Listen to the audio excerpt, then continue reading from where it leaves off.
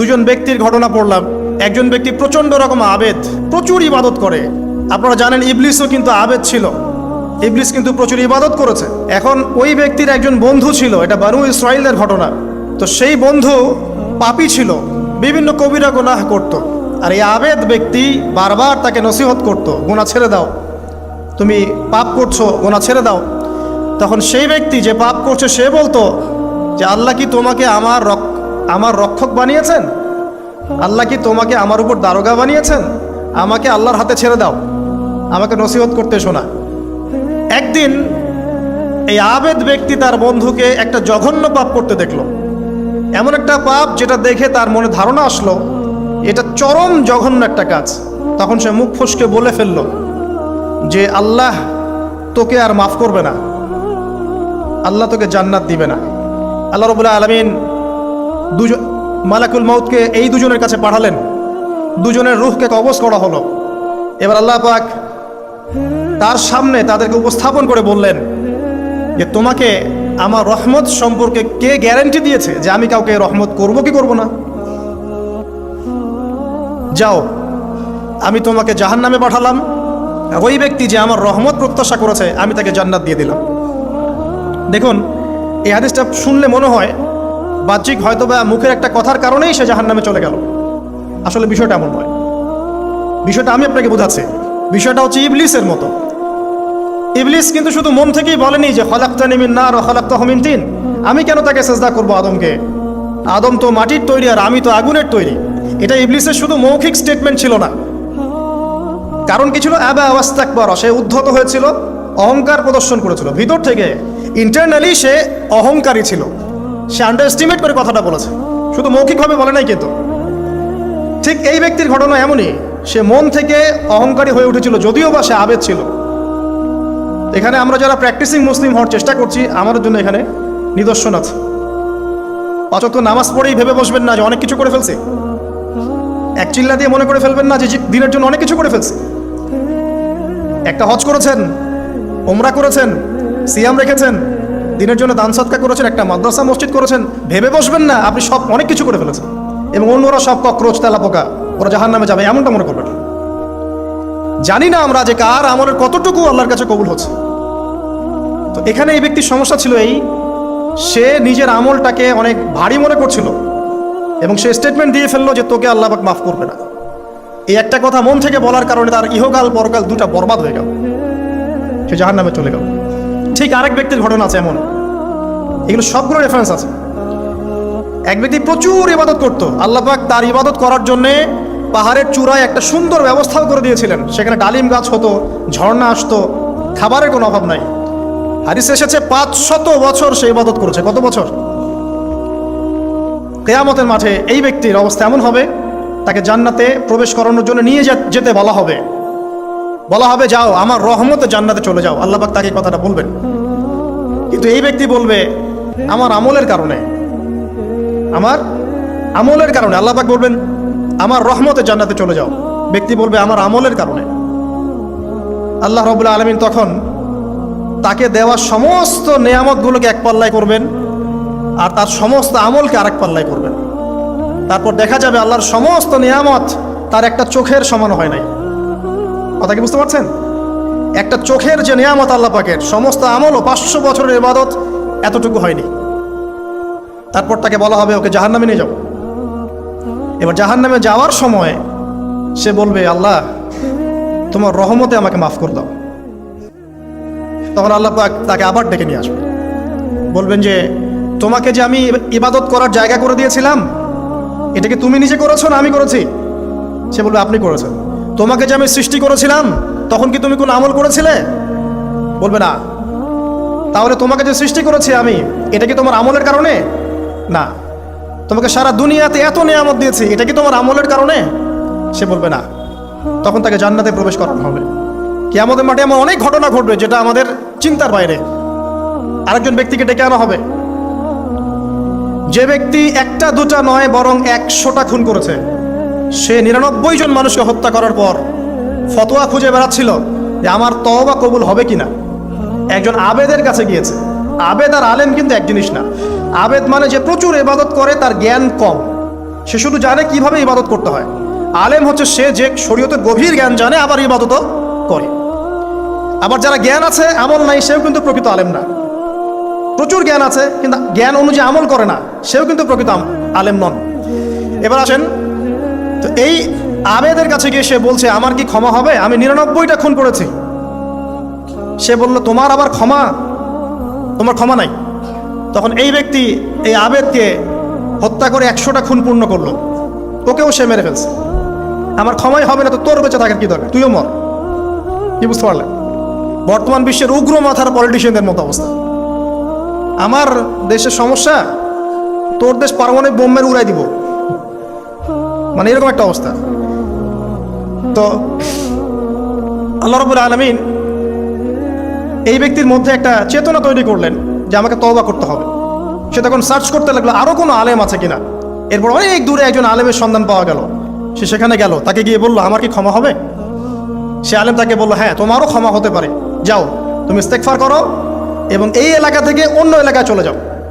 মানে যে এলাকায় তুমি অনেক দিন ছিলে, যেখানে তুমি অনেক পাপ কাজ করেছো, এখানে থাকার দরকার নাই। তওবা করে তুমি অন্য কোথাও চলে যাও, নতুন একটা জীবন শুরু করো। এখানে থাকলে হবে কি, তোমার স্মৃতিগুলো তোমাকে তাড়িয়ে বেড়াবে এবং মানুষ তোমাকে খারাপ নজরে দেখতেই থাকবে, তুমি তখন কষ্ট পাবে। এই জন্য তুমি চলে যাও। তো চলে যেতে যেতে সে রাস্তায় ইন্তেকাল করে। এবার তার রুহ নিবে কে? এই জন্য দুদল ফেরেশতা আসছেন, জান্নাতি এবং জাহান্নামী। তাদের মধ্যে বাক বিতরটা হচ্ছে কে রুহ নিয়ে যাবে। তো জাহান্নামের ফেরেশতারা বলছেন সে এতগুলো খুন করেছে, তার রুহটা আমরা নিব। আর জান্নাতি ফেরেশতারা বলছেন না, সে তওবা করতে এসেছিল, অতএব সে আল্লাহর অভিমুখী হয়েছে, তার রুহটা আমরা নিব। আল্লাহ পাক এখানে একটা কৌশল করলেন। আল্লাহ পাক ফেরেশতাদেরকে বললেন তোমরা রাস্তাটাকে পরিমাপ করে দেখো, যেদিকে যাচ্ছিল তার পরিমাপ বেশি নাকি যেখান থেকে এসেছে ওর পরিমাণ বেশি। আল্লাহ পাক জমিনকে আদেশ করলেন হে জমিন তুমি প্রশস্ত হয়ে যাও। এবার পরিমাপ করে দেখা গেল সে তওবার দিকে আসছিল, এর পরিমাণটা বেশি। এই একটা কাজের ওসিলা আল্লাহ পাক তাকে মাফ করে দিলেন। মনে রাখবেন এটা মৌখিক বিষয় ছিল না, সে মন থেকে ভিতর থেকে কিন্তু সে আল্লাহর প্রতি অনুগত হয়েছিল। এই মনের বিষয়টা আল্লাহ ছাড়া কেউ জানে না। আপনি দেখতে পারেন সমাজে অনেকে দাড়ি টুপি পাগড়ি জুব্বা সব লাগিয়ে ঘুরছে, তো বিশ্বাস করেন তাদের মনটা এমনও হতে পারে যে জানোয়ারের চেয়েও কুৎসিত, এমনও হতে পারে। আবার আপনি দেখবেন সমাজে এমন অনেক মানুষ ঘুরছে যারা হয়তো অনেক পাপে লিপ্ত মনে হচ্ছে, কিন্তু মনের মধ্যে সততা আছে। আর যার মনের মধ্যে সততা আছে আল্লাহ বা কোনো না কোনো দিন ইনশাআল্লাহ তাকে হেদায়েত দিবেন। এটা আমরা আমাদের অভিজ্ঞতা থেকেও দেখেছি। এমন অনেক মানুষকে আমরা দেখেছি যে ড্রাগ অ্যাডিক্টেড ছিল, মিউজিক করেছে, হারাম সম্পর্কের মধ্যে ছিল, নামাজ ঠিক মতো পড়ে নাই, কিন্তু যখনই আল্লাহর কথা আলোচনা হতো দেখতাম সে খুবই শান্তভাবে মন থেকে কথা শুনছে। এই কথা শুনতে শুনতে শুনতে একদিন মাশাআল্লাহ এখন দেখবেন যে চিল্লা দিয়ে বেড়াচ্ছে বিভিন্ন মসজিদে। আল্লাহ হেদায়েত দিয়েছে, সব ছেড়ে দিয়েছে। এরকম মানুষের অভাব নাই কিন্তু সমাজে। তো এখানে আল্লাহ পাকের রহমত বা দয়ার একটা উজ্জ্বল দৃষ্টান্ত দেখতে পারবেন। ঠিক এরকম আরও একটা ঘটনা আছে বনু ইসরাইলের।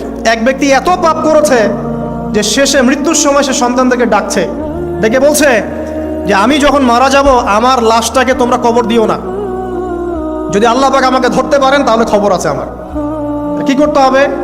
সে বলছে যে আমার দেহটাকে তোমরা পুড়িয়ে ফেলবে এবং পুড়িয়ে ফেলার পরে ছাইগুলোকে একত্রিত করবা, করে অর্ধেক ছাই সমুদ্রে ভাসিয়ে দিবা, অর্ধেক ছাই বাতাসে উড়িয়ে দিবা।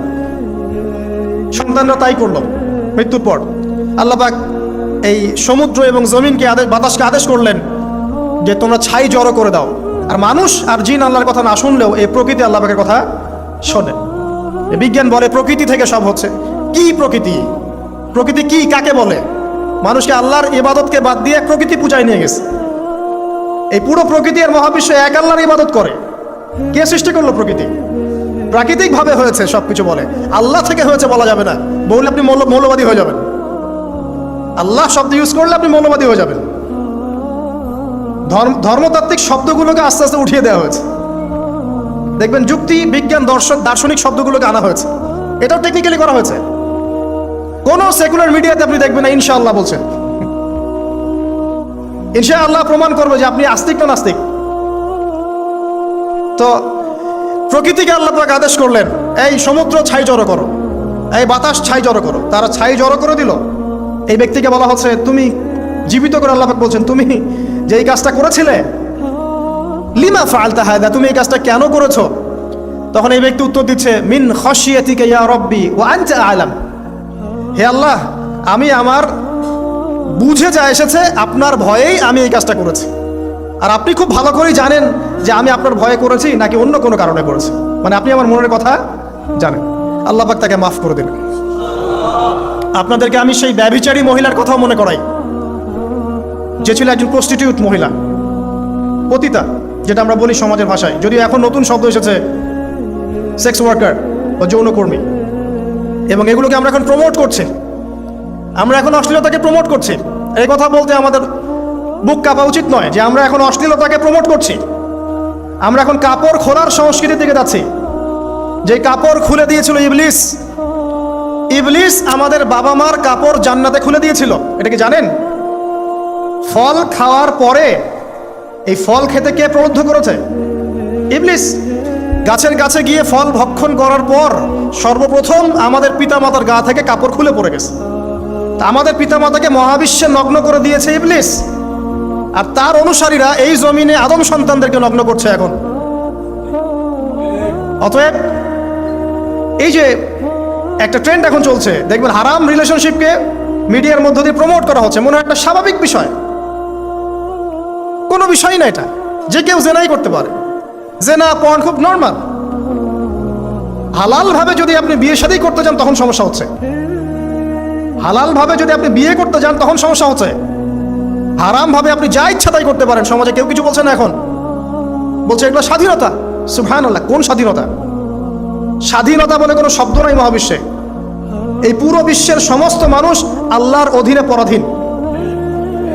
এই বিশ্বে যত মানুষ বসবাস করছে এখন, এরা কেউই স্বাধীন নয়, না কেউ স্বাধীন ছিল, না আছে, না থাকবে। সবাই আল্লাহ পাকের দাসত্বের অধীনে পরাধীন।